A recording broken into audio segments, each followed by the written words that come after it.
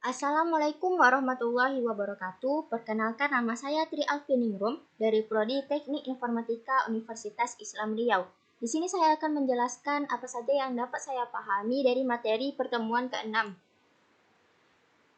Yang pertama, apa itu Flexbox? Flexible box, biasa disebut Flexbox, merupakan model layout yang ada di CSS3 dan digunakan untuk mengatur elemen di suatu halaman web. Flexbox ini akan mengatur ukuran dari elemen anaknya atau child secara otomatis dan mampu beradaptasi dengan ukuran kontainernya. Kelebihannya pertama navigation bar dan menu, yang kedua grid layouts, yang ketiga bar charts, yang keempat equal height columns. Kita bisa membuat navigation bar dan menu dengan sangat mudah tanpa harus menggunakan float. Dan kita juga bisa membuat layout yang baik, begitu juga dengan bar charts dan juga membuat kolom yang sama tinggi dan hal-hal lainnya. Selanjutnya kita masuki ke beberapa properti yang ada pada Flexbox. Yang pertama ada Flex Containers. Flex Containers merupakan sebuah kontainer yang menampung beberapa item flex. Untuk menggunakannya pada HTML bagian head, di sini kita bisa mendeklarasikan div dengan class flex container. Lalu kita definisikan lagi div dengan class. Misalnya di sini saya ingin itemnya ada 3, yaitu box 1, box 2, dan box 3. Lalu pada CSS-nya kita panggil class flex containernya dengan properti display .2 flex titik koma. Lalu kita sesuaikan box-nya sesuai yang kita inginkan. Nanti apabila kita run, browser akan menampilkan seperti ini. Yang kedua ada flex grow. Gunanya ini untuk menyesuaikan sesuai dengan space yang ada item-itemnya itu, item-item tersebut. Jadi tidak seperti flex container tadi yang masih meninggalkan beberapa space. Flex grow ini akan langsung menyesuaikan browser kita. Kita dapat menggunakannya dengan memakai properti flex spasi grow .2. Bisa digunakan untuk masing-masing item. Di sini saya menggunakan ukuran yang berbeda-beda, jadi nanti apabila di run, hasilnya akan seperti ini. Selanjutnya ada flash strip. Gunanya apabila saat kita memperkecil ukuran tampilan web, maka di item-itemnya akan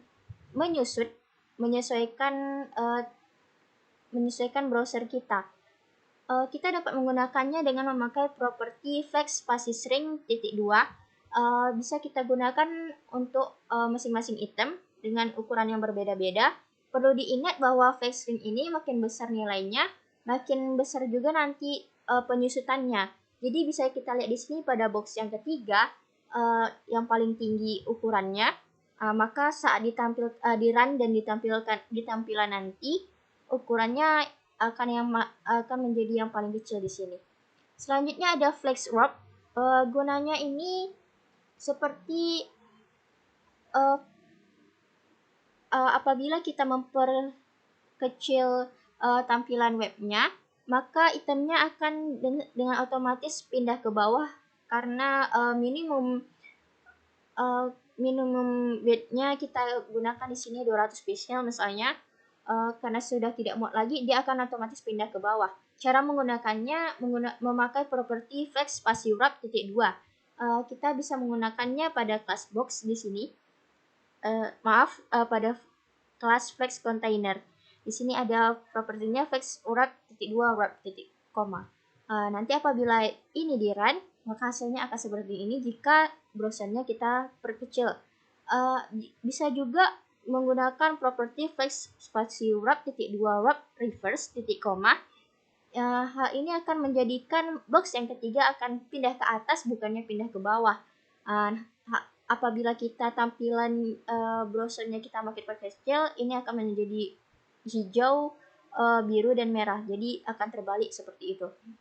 Selanjutnya ada flex basis. Gunanya sama seperti minimum width, cuman bedanya terdapat pada button view-nya. Jadi jika menggunakan minimum width, apabila kita memperkecil tampilan browser, akan muncul button view seperti ini. Tapi apabila kita menggunakan flex basis, dia akan langsung menyesuaikan seperti ini. Untuk menggunakannya kita bisa memakai properti flex spasi basis titik 2. Itu kita bisa menggunakannya di class box. Di sini misalnya flex basisnya 500, jadi otomatis ketiga-tiga boxnya akan mengikuti 500 pixel ini. Selanjutnya dari properti-properti tadi kita bisa membuat properti gabungannya. Di sini misalnya pada class boxnya flex titik 2 1 0 200 pixel. Maksudnya di sini satunya itu merupakan flex grow, duanya merupakan flex ring, dan yang 200 pixelnya ini merupakan flex basis. Atau juga kita bisa menggunakan flex titik 2 1 titik koma. Ini maksudnya flex grow-nya berupa 1, flex ring-nya 1, flex basisnya 0 atau default. Selanjutnya kita masuk ke CSS Grid. Apa itu CSS Grid? CSS Grid adalah CSS yang dapat membagi kolom pada website menjadi beberapa bagian sesuai yang diinginkan dan membuat tata letak desain web responsif yang kompleks dengan lebih mudah dan konsisten di seluruh browser. Berikut beberapa bagian-bagian dari CSS Grid. Sebelumnya, untuk mengaktifkan CSS Grid, kita bisa mengaktifkannya pada elemen kontainer, bisa berupa tag div atau tag lainnya dengan menyeting properti display sebagai berikut. Misalnya di sini pada ID content ada properti display titik 2 grid titik koma. Oke, kita lanjut saja masuk ke columns dan rows atau kolom dan baris. Nah, untuk kolomnya sendiri pada ID content di sini bisa kita gunakan properti grid spasi template spasi columns, lalu kita bisa tentukan ukurannya. Lalu pada bagian body di sini kita menggunakan div ID content, lalu kita masukkan 9 elemen. Selain penulisan unit yang seperti ini, kita juga bisa menulisnya seperti ini, 3,1 fractional. Nah, untuk barisnya sendiri, kita bisa memasukkan propertinya pada ID content tadi dengan properti grid spasi auto spasi rows titik 2 min max dalam kurung 200 px, auto. Nah, kenapa di sini ada auto? Jadi nantinya apabila kita memasukkan paragraf, barisnya akan menyesuaikan, besar barisnya tersebut akan menyesuaikan dengan panjang paragrafnya. Selanjutnya ada grid lines. Grid lines merupakan baris yang membentuk fondasi elemen grid. Jadi di antara baris dan kolom ini ada grid lines. Nah, di sini untuk HTML dan CSS-nya, nah apabila dijalankan nantinya akan seperti ini. Selanjutnya ada nested grids.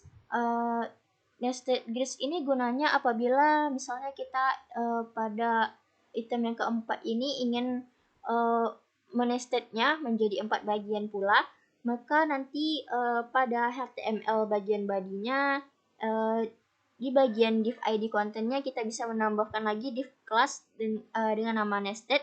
Lalu kita masukkan paragraf, misalnya 4 karena kita mau menjadi nested karena 4.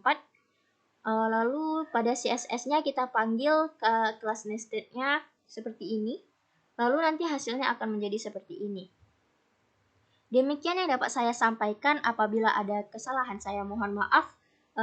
Lebih dan kurang, Assalamualaikum warahmatullahi wabarakatuh.